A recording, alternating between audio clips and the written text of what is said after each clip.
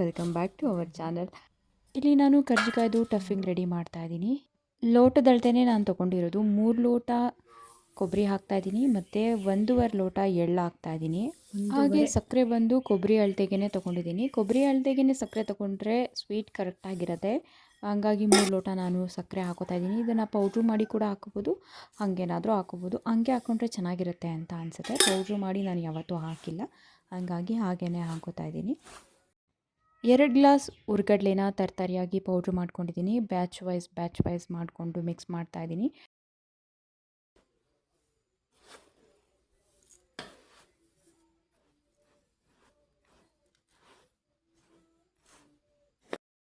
ಇನ್ನು ಏಲಕ್ಕಿನ ಪುಡಿ ಮಾಡಿ ಹಾಕಬೇಕಾಗಿತ್ತು, ಆದರೆ ನಾನು ಇವತ್ತು ಹಾಕಲ್ಲ. ನಾಳೆಗೆ ಕರ್ಜಿಕಾಯಿ ಮಾಡೋದ್ರಿಂದ ನಾನಿವತ್ತು ಹಾಕ್ತಾಯಿಲ್ಲ, ನಾಳೆಗೆ ಆ್ಯಡ್ ಮಾಡ್ಕೋತೀನಿ. ಇವತ್ತು ನೈಟು ನಾನು ಮಾಡ್ತಾ ಇರೋದು ಕಜ್ಜಾಯದ ಹಿಟ್ಟು ಯಾವಾಗ ಮಾಡಿದ್ನೋ ಆವಾಗಲೇ ಇದನ್ನು ಪ್ರಿಪೇರ್ ಮಾಡಿ ಇಟ್ಕೊಂಡೆ. ನಾನು ಅದನ್ನು ವೀಡಿಯೋದಲ್ಲಿ ತೋರಿಸಿಲ್ಲ ಅಷ್ಟೇ, ಈ ವಿಡಿಯೋದಲ್ಲಿ ತೋರಿಸ್ತಾ ಇದ್ದೀನಿ. ಇದು ಮಾರನೇ ದಿನ ಬೆಳಗ್ಗೆ ನಾನು ಕರ್ಜಿಕಾಯಿಗೆ ಹೂರಣ ರೆಡಿ ಮಾಡ್ಕೋತಾ ಇದ್ದೀನಿ. ಹಿಟ್ಟನ್ನು 2 ಕಪ್ ರವೆ ಮತ್ತು 2 ಕಪ್ ಮೈದಾ ಎರಡನ್ನೂ ಚೆನ್ನಾಗಿ ಜರಡಿ ಇಟ್ಕೊಂಡು ಅದಕ್ಕೆ ಸ್ವಲ್ಪ ಉಪ್ಪನ್ನ ಆ್ಯಡ್ ಮಾಡಿ ಅದನ್ನ ಕಲಸಿ ಇಟ್ಬಿಟ್ಟಿದ್ದೆ. ಅದು ಕಜ್ಜಾಯ ಮಾಡೋಕ್ಕೆ ಮುಂಚೆನೇ ನಾನು ಹಿಟ್ಟನ್ನ ಪ್ರಿಪೇರ್ ಮಾಡಿ ಇಟ್ಬಿಟ್ಟಿದ್ದೆ. ಕಜ್ಜಾಯ ಎಲ್ಲ ಬೇಯಿಸಿದ ಮೇಲೆ ನಾನಿಲ್ಲಿ ಕರ್ಜಿಕಾಯಿ ಮಾಡ್ತಾ ಇರೋದು. ಅಷ್ಟರಲ್ಲಿ ಹಿಟ್ಟೆಲ್ಲ ಚೆನ್ನಾಗಿ ನೆಂದಿತ್ತು ಮತ್ತು ಹಿಟ್ಟು ತುಂಬ ಚೆನ್ನಾಗಿ ಬರ್ತಾಯಿತ್ತು ನನಗೆ ಅದನ್ನ ಶೇಪ್ ಮಾಡೋಕ್ಕೆ. ಈಗ ನಾನು ಕರ್ಜಿಕಾಯಿ ಮೋಲ್ಡ್ಗೆ ಹಾಕಿ ಶೇಪ್ ಮಾಡಿ ಒಂದು ಸಾರಿ ಇಟ್ಕೊಂಬಿಡೋಣ, ಆಮೇಲೆ ಬೇಯಿಸ್ಕೊಳ್ಳೋಣ ಅಂತ ಮಾಡ್ತಾಯಿದ್ದೀನಿ. ಇದು ಪ್ರೋಸೆಸ್ಸು ತುಂಬ ಟೈಮ್ ಹಿಡಿಯುತ್ತೆ ಒಬ್ಬರೇ ಮಾಡೋದಾದರೆ, ಮತ್ತು ಬೇಯಿಸೋಕ್ಕೆ ಅಲ್ಲಲ್ಲೇ ಆಗೋಲ್ಲ, ಯಾಕಂದರೆ ಕರ್ಜಿಕಾಯಿ ಬೇಗ ಬೆಂದೋಗುತ್ತೆ. ಶೇಪ್ ಮಾಡೋದು ಟೈಮ್ ತೊಗೊಳುತ್ತೆ. ಹಂಗಾಗಿನೇ ಸ್ವಲ್ಪ ಮಾಡಿ ಇಟ್ಬಿಟ್ಟು ಆಮೇಲೆ ಬೇಯಿಸ್ಕೊಳ್ಳೋಣ ಅಂತ ಅಂದ್ಕೊಂಡೆ. ಅದೇನಾಗ್ಬಿಡುತ್ತೆ ಅಂದರೆ ತುಂಬ ಡ್ರೈ ಆಗಿಬಿಡುತ್ತೆ. ಅಂದರೆ ಇಟ್ಬಿಟ್ಟ ತಕ್ಷಣ ಹಿಟ್ಟೆಲ್ಲ ಡ್ರೈ ಆಗಿಬಿಡುತ್ತೆ ಮತ್ತು ಎಣ್ಣೆಗೆ ಹಾಕಿದ ತಕ್ಷಣ ಅದು ಒಡೆಯೋ ಚಾನ್ಸಸ್ ಇರುತ್ತೆ. ಅದಕ್ಕೆ ನಾನು ಹಸ್ಬೆಂಡ್ಗೆ ಹೇಳಿದೆ, ನೀವು ಫ್ರೀ ಆದಾಗ ಬಂದು ಬೇಯಿಸ್ಕೊಟ್ಬಿಡಿ ಅಂತ. ಅವರು ಮನೆಯಲ್ಲೇ ಕೆಲಸ ಮಾಡೋದ್ರಿಂದ ಅವ್ರದ್ದು ಮೀಟಿಂಗ್ ಮುಗಿದ ತಕ್ಷಣ ಬಂದು ಅಲ್ಲಲ್ಲೇ ಬ್ಯಾಚ್ ವೈಸು ಬೇಯಿಸ್ಬಿಟ್ಟು ಹೊರಟೋಗ್ತಾಯಿದ್ರು. ನಾನು ಅದನ್ನು ಶೇಪ್ ಮಾಡಿ ಇಡೋದೇ ಆಗ್ತಾಯಿತ್ತು. ಇದೇ ನನಗೆ ತುಂಬ ಟೈಮ್ ಹಿಡಿತು. ಕೆಲವರು ತುಂಬ ಫಾಸ್ಟಾಗಿ ಮಾಡ್ತಾರೆ. ನಮಗೆ ಅಷ್ಟು ಅನುಭವ ಇಲ್ಲದೇ ಇರೋದ್ರಿಂದ ನಮ್ಮದು ಸ್ಲೋ ಆಗುತ್ತೆ, ಪ್ರೋಸೆಸ್ ಮಾಡೋದೆಲ್ಲ ಸ್ವಲ್ಪ ಸ್ಲೋನೇ ಆಗುತ್ತೆ. ಹೀಗಾಯಿತು. ಬಟ್ ಕರ್ಜಿಕಾಯಿ ಎಲ್ಲ ಪೂರ್ತಿ ಪಾಪ ನನ್ನ ಹಸ್ಬೆಂಡೇ ಬೇಯಿಸಿರೋದು. ನಾನು ಜಸ್ಟು ಶೇಪ್ ಮಾಡಿ ಇಡೋದೇ ನನಗೆ ಟೈಮ್ ಆಗೋಗ್ತಾಯಿತ್ತು. ಸುಮಾರು 1 kgಯಷ್ಟು ಟಫಿಂಗೆ ಆಗಿತ್ತು ಅಂತ ಅನ್ಕೋತೀನಿ.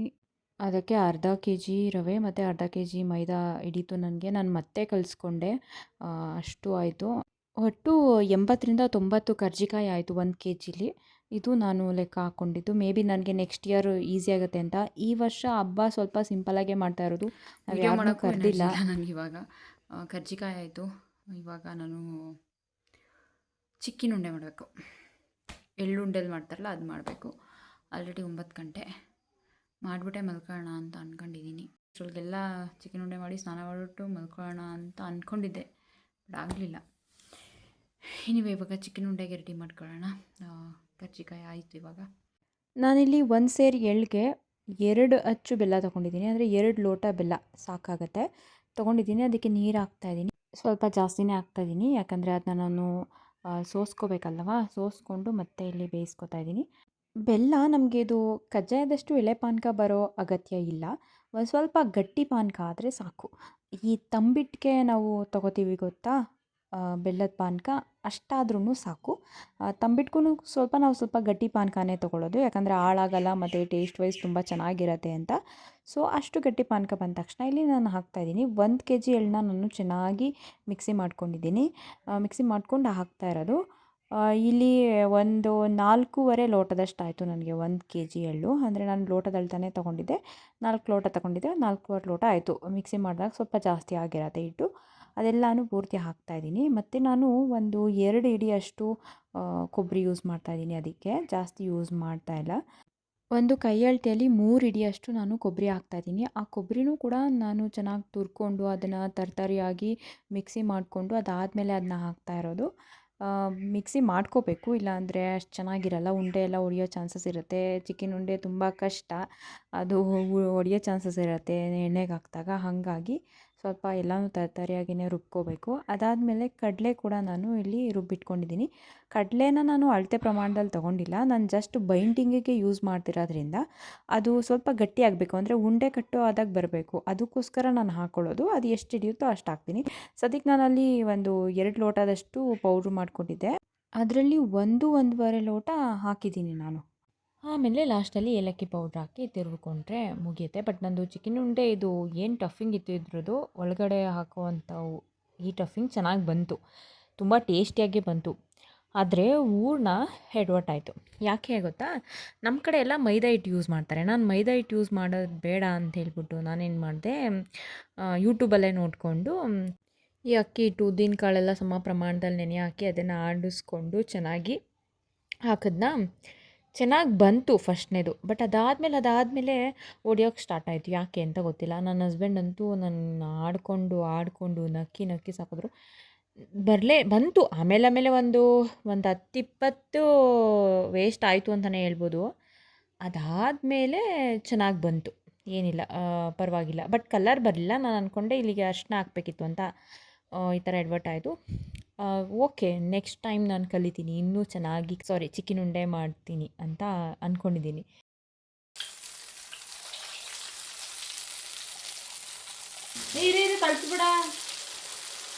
ಕಳಿಸ್ಬೇಡ ಅಂತಾನು ಅಂತೀಯ. ಓ, ಇದೇನು ಚಿನ್ನಿದು? ಹಿಂಗಾಗೋಯ್ತು. ಇದು ಫುಲ್ ಬಿಟ್ಕೊಂಡೇ ಬಿಟ್ಟೈತೆ ನೋಡಿನಿ. ಓಹೋ ಚಿನ್ನಿ ಒಂದೊಂದು ಸ್ವಲ್ಪ ಹಾಕು. ನೀನು ಕೆಣಕ್ ಬರ್ದಿತ್ತೇನೋ ಅನ್ಸುತ್ತೆ. ಅದೊಂದೇ ಎಣ್ಣೆನೇ ಹಾಳಾಗೋಯ್ತು. ಮತ್ತೆ ಸೋಸ್ಬೇಕು. ತೆಗೀನಾ ಒಂಚೂರು ಟೆಚ್ ಮಾಡೋಣ. ಇತ್ತು ನೋಡೋಣ. ಯಾವುದೋ ಒಂದೇ ಒಂದು ಹೊಡೆದೈತು ಅಂತ ಅನಿಸ್ತು ನನಗೆ, ಅಲ್ವಾ ತಾನೇ? ಒಂದೇ ಒಂದು ಇದೆಯೇ ಅದು. ಇದು ಎತ್ಕೊಬಿಡದ.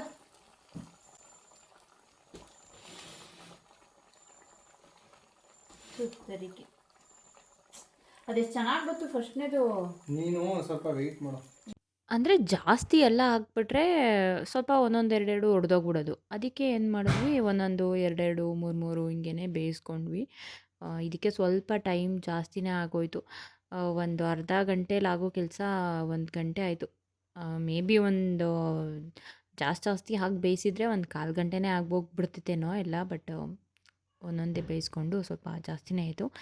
ನಾನು ಏನೂ ವಿಡಿಯೋ ಮಾಡ್ಕೊಳ್ಳಿಲ್ಲ. ಅದಾದಮೇಲೆ ನನಗೆ ಬೇಜಾರೇ ಆಗೋಯಿತು. ಬಟ್ ಓಕೆ, ಒಂದು 10-20 ವೇಸ್ಟ್ ಆಯಿತು ಬಿಟ್ಟರೆ ಇನ್ನು ಬೇರೆದೆಲ್ಲ ಚೆನ್ನಾಗೇ ಬಂತು. ಟೇಸ್ಟ್ ಕೂಡ ತುಂಬ ಚೆನ್ನಾಗೇ ಬಂತು. ಬಟ್ ಅದೇನೋ ಅದು ಟಫಿಂಗ್ ಎಲ್ಲ ಹೊರಗಡೆ ಬಂದ್ಬಿಡ್ತಾಯಿತ್ತು. ಇನ್ನು ಇದು ಮಾರನೇ ದಿನ ಸ್ನಾನ ಮಾಡಿಕೊಂಡು ಫ್ರೆಶ್ ಅಪ್ ಆಗಿ ದೇವ್ರ ಪೂಜೆ ಎಲ್ಲ ಮಾಡಿಬಿಟ್ಟು ತಿಂಡಿ ಕೂಡ ಸ್ವಲ್ಪ ಬೇಗನೆ ತಿನ್ಕೊಂಡ್ವಿ ಇವತ್ತು. ಇವಾಗ ಚಕ್ಲಿ ನಿಪ್ಪಟ್ಟು ಮಾಡಬೇಕು. ಚಕ್ಲಿ ಮಾಡೋಣ. ಚಕ್ಲಿ ಮಾಡೋಕ್ಕೆ ಎಲ್ಲ ರೆಡಿ ಮಾಡ್ಕೋಬೇಕು. ಚಕ್ಲಿ ನಿಪ್ಪಟ್ಟು ಇವತ್ತು ಮಾಡಿ ಮುಗಿಸ್ಬಿಡ್ಬೇಕು ಅಂತ ಅಂದ್ಕೊಂಡಿದ್ದೀನಿ. ನನ್ನ ಹಸ್ಬೆಂಡ್ ಕೂಡ ಹೆಲ್ಪ್ ಮಾಡ್ತಾನೆ ನನಗೆ. ಇವತ್ತು ರಜಾ ಹಾಕಿದ್ದಾರೆ, ನನಗೆ ಹೆಲ್ಪ್ ಮಾಡೋಕ್ಕೇ ರಜಾ ಹಾಕಿದ್ದಾರೆ. ಹೆಂಗೆ ಪಳಗ್ಸೋದು ಅಂತ ಅಂದರೆ ಹೊಸ ಕಡಾಯ ಇದು. ಎಣ್ಣೆ ಹಾಕ್ತಾಯಿದ್ದೀವಿ. ಎಲ್ಲ ಕಡೆ ಸ್ಪ್ರೆಡ್ ಆಗೋಕಿದು. ಎಲ್ಲ ಸ್ಪ್ರೆಡ್ ಮಾಡಿ ಅದಾದಮೇಲೆ ಉಪ್ಪು, ಒಂದು ಉಪ್ಪು ಹಾಕ್ತಿದ್ದೀನಿ. ನಮ್ಮ ಮನೇಲಿ ಈ ಥರದ್ದು ಕಬ್ಬಿಣದ್ದು ಇರಲಿಲ್ಲ ಬಾಣಲಿ. ಹಂಗಾಗಿ ನನ್ನ ಹಸ್ಬೆಂಡ್ ಇವತ್ತು ತಗೊಂಡು ಬಂದಿದ್ದರು. ನೆನ್ನೆ ಎಲ್ಲ ಏನು ಬೇಯಿಸಿದೆ ಅದೆಲ್ಲ ನಮ್ಮ ಲತಕ್ಕ ಅವ್ರದ್ದು ಮತ್ತು ನಮ್ಮ ಮಾವ ಅವ್ರದ್ದು ಬಾಣಲೆಯಲ್ಲೇ ಬೇಯಿಸಿದ್ದು. ಸೊ ಈಗ ಅದನ್ನ ಪಳಗ್ಸೋಕ್ಕೆ ನಾವು ಆ ಥರ ಉಪ್ಪೆಲ್ಲ ಹಾಕಿ ಅದನ್ನು ಚೆನ್ನಾಗಿ ತೊಳೆದು ಹಾಕ್ಬಿಟ್ಟು ಅದಾದಮೇಲೆ ಸ್ವಲ್ಪ ಎಣ್ಣೆ ಹಾಕ್ಕೊಂಡು ಇಡೋದಂತೆ, ಅಷ್ಟೇ ಅಂತೆ. ನಾವು ಇಮಿಡಿಯೇಟ್ ಉಪ್ಪೆಲ್ಲ ತೊಳೆದ್ಬಿಟ್ಟು ನಾವು ಬೇಯಿಸೋಕ್ಕಿಟ್ವಿ. ಚೆನ್ನಾಗಿ ಬಂತು, ಏನು ತೊಂದರೆ ಇಲ್ಲ. ಬಟ್ ಹೊಸ ಕಡಾಯನ ನಮ್ಮ ಅಜ್ಜಿ 3 ದಿನ ನೆನೆ ಹಾಕು ಅಂತಂದಿದ್ರು. ಬಟ್ ನನ್ನ ಕೈಲಾಗಲಿಲ್ಲ. ಇದು ರೆಡಿ ಆಯಿತು. ಇವಾಗ ಕಲಿಸ್ಬೇಕು. ಅದಕ್ಕೂ ಮುಂಚೆ ಕರ್ಬೇವಿನ ಸೊಪ್ಪು ಬೇಕು, ಅದನ್ನು ಕಿತ್ಕೊಂಡು ಬರೋಕ್ಕೆ ಹೋಗಬೇಕು. ಹಾಗೆ ಬಟ್ಟೆ ಎಲ್ಲ ವಾಶ್ ಮಾಡಿದ್ನಲ್ಲ ಅದೆಲ್ಲ ಹಾಕ್ಬಿಟ್ಟು ನಮ್ಮ ಅಜ್ಜಿ ಮನೆಗೆ ವಿಸಿಟ್ ಮಾಡ್ಕೊಂಡು ಬರ್ತೀವಿ. ಕೈ ಹಂಗೆ ಹಿಡ್ಕೊಯ್ತಾ ಇದೆಯಲ್ಲ.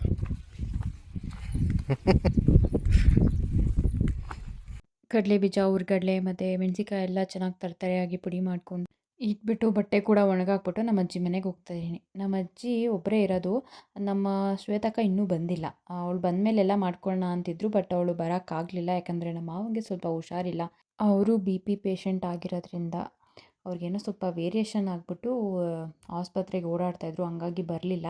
ಪಾಪ ನಮ್ಮ ಅಜ್ಜಿ ಒಬ್ಬರೇ ಸುಡ್ತಾಯಿದ್ರು. ನಮ್ಮ ಅಮರ್ತ ಆಂಟಿ ಬಂದುಬಿಟ್ಟು ಹಿಟ್ಟು ಮಾಡಿಕೊಟ್ಬಿಟ್ಟು ಹೋಗಿದ್ರಂತೆ. ನನ್ನ ಕರೆದ್ರು. ಬಟ್ ನಾನು ಹೇಳಿದೆ ಈ ಥರ ಚಕ್ಲಿ ನಿಪ್ಪಟ್ಟೆಲ್ಲ ಮಾಡಬೇಕಣಮ್ಮ, ನಾನು ಇನ್ನೂ ಮಾಡಿಲ್ಲ ಅಂತ. ಆಯಿತು ಬಿಡು ಅಂತ ಹೋದ್ರು. ನಿಂದೆಲ್ಲ ಮುಗಿಸ್ಬಿಟ್ಟು ಬಾ ಅಂತ. ಬಟ್ ನೋಡೋಣ ಏನು ಮಾಡ್ತಿದ್ದಾರೋ ಅಂತ ಬಂದರೆ ಅವರೇ ಹಾಕ್ತಾಯಿದ್ರು. ನಿಂತ್ಕೊಂಡೇ ಹಾಕ್ತಾಯಿದ್ರು. ಅವ್ರಿಗೆ ಆಗಲ್ಲ. ಕಷ್ಟ ಆಗುತ್ತೆ. ಹಂಗೆ ಹೇಳ್ತಾರೆ, ಏನು ಮಾಡೋದು ಸುಮ್ಮನೆ ನೋಡ್ತಾ ಇದ್ದೆ ಹಾಕೋಣ ಅಂತ. ಆಯಿತು ನಾನು ಒಂದು ಅರ್ಧ ಹಾಕ್ಕೊಬಿಟ್ಟು ಹೋಗ್ತೀನಿ ಅಂದ್ಬಿಟ್ಟು ಕೂತ್ಕೊಂಡೆ.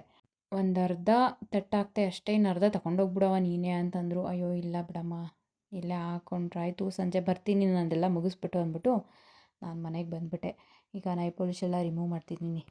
ಯಾಕಂದರೆ ಚಕ್ಲಿ ನಿಪ್ಪಟ್ಟು ಕಳಿಸ್ಬೇಕಾದ್ರೆ 2 ಕೈ ಯೂಸ್ ಮಾಡ್ತೀವಲ್ವಾ, ಹಂಗಾಗಿ 2 ಕೈಯಲ್ಲಿ ಏನಾದ್ರು ಕಳಿಸೋ ಸಿಚುವೇಶನ್ ಬಂದರೆ ಅಂತ ರಿಮೂವ್ ಮಾಡಿದೆ ಅಷ್ಟೇ. ಬಟ್ ಇಲ್ಲ, ನಾನು ಒಂದೇ ಕೈಯಲ್ಲಿ ಕಳಿಸಿದ್ದೆ. ಹೋದ ಸಾರಿ ಜಾಸ್ತಿ ಇಟ್ಟಿತ್ತು, ಹಂಗಾಗಿ 2 ಕೈಯಲ್ಲಿ ಕಳಿಸಿದ್ದೆ, ಹಂಗಾಗಿ ರಿಮೂವ್ ಮಾಡಿಕೊಂಡೆ ನಾನು. ಇವಾಗ ನಿಪ್ಪಟ್ಟಿಗೆ ಕಳಿಸ್ತಾ ಇದ್ದೀನಿ.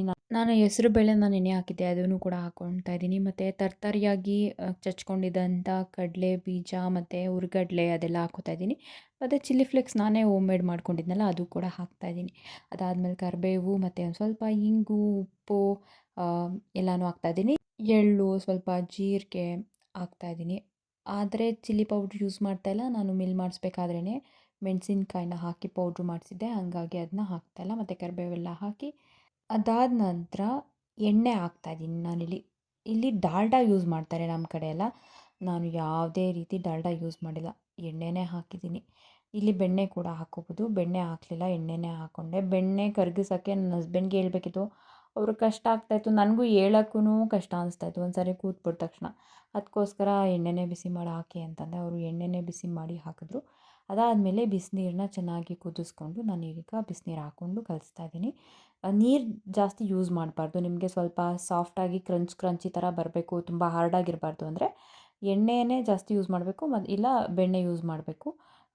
ಜಾಸ್ತಿ ನೀರು ಹಾಕ್ಬಾರ್ದು. ನೀರು ಜಾಸ್ತಿ ತೊಗೊಂಡ್ರೆ ಅದು ಸ್ವಲ್ಪ ಹಾರ್ಡಾಗಿ ಬರುತ್ತೆ. ನಿಪ್ಪಟ್ಟು ಆಗ್ಬೋದು, ಚಕ್ಕಲಿ ಆಗ್ಬೋದು.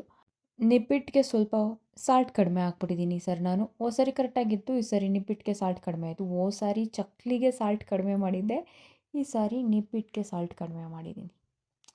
ಹಿಂಗಾಗುತ್ತೆ ನಮ್ಮ ಪರಿಸ್ಥಿತಿ. ಈಗ ಚಕ್ಕಲಿ ಹಿಟ್ಟು ಕಲಿಸ್ತಾ ಇದ್ದೀನಿ. ಇಲ್ಲೇನು ಮಿಸ್ಟೇಕ್ ಮಾಡಿದೆ ಗೊತ್ತಾ, ನಾನು ಹೋದ ಸಾರಿ ತುಂಬ ಬೆಣ್ಣೆ ಹಾಕಿದ್ದೆ, ಈ ಸಾರಿ ಬೆಣ್ಣೆನೇ ಕಡಿಮೆ ಹಾಕ್ಬಿಟ್ಟೆ.